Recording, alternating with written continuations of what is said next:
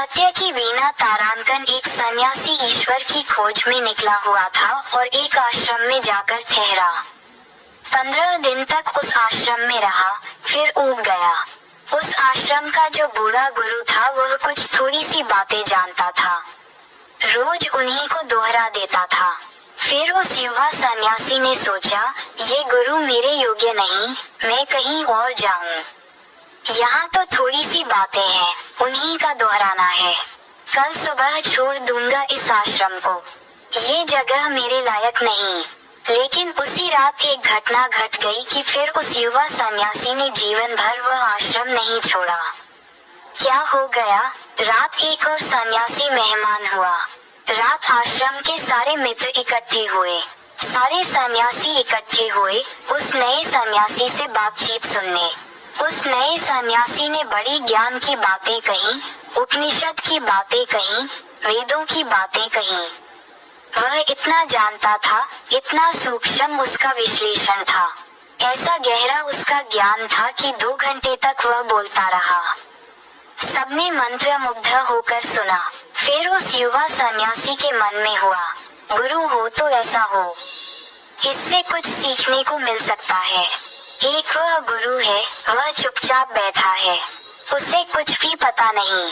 अभी सुनकर उस बूढ़े के मन में बड़ा दुख होता होगा, पश्चाताप होता होगा, ग्लानि होती होगी कि मैंने कुछ न जाना और यह अजनबी सन्यासी बहुत कुछ जानता है। युवा सन्यासी ने ये सोचा कि आज वह बूढ़ा गुरु अपने दिल में बहुत बहुत दुखी, हीन अनुभव करता होगा।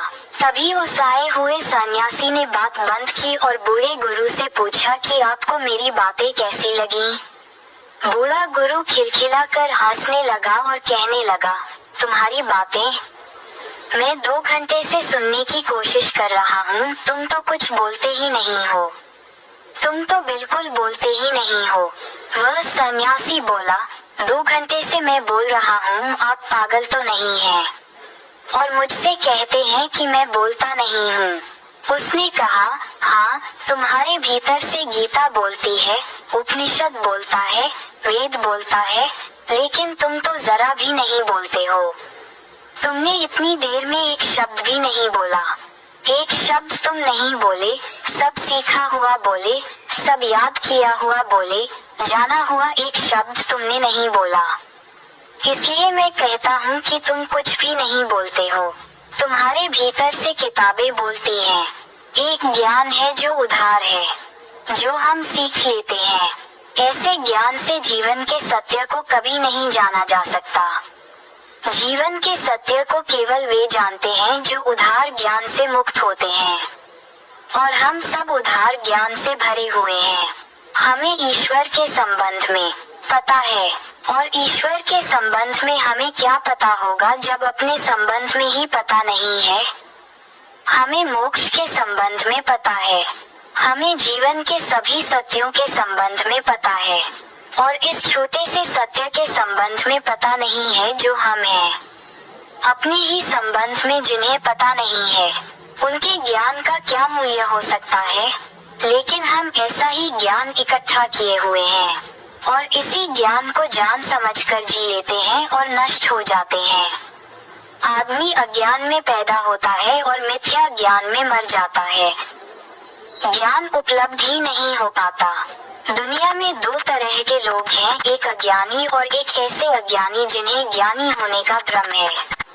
तीसरी तरह का आदमी मुश्किल से कभी कभी जन्मता है, लेकिन जब तक कोई तीसरी तरह का आदमी न बन जाए, तब तक उसकी जिंदगी में न सुख हो सकता है, न शांति हो सकती है।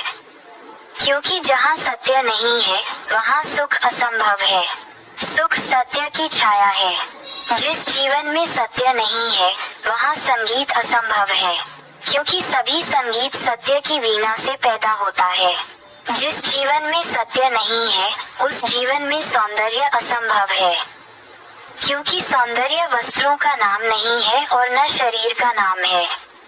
सौंदर्य सत्य की उपलब्धि से पैदा हुई गरिमा है, और जिस जीवन में सत्य नहीं है, वह जीवन अशक्ति का जीवन होगा, क्योंकि सत्य के अतिरिक्त और कोई शक्ति दुनिया में नहीं है।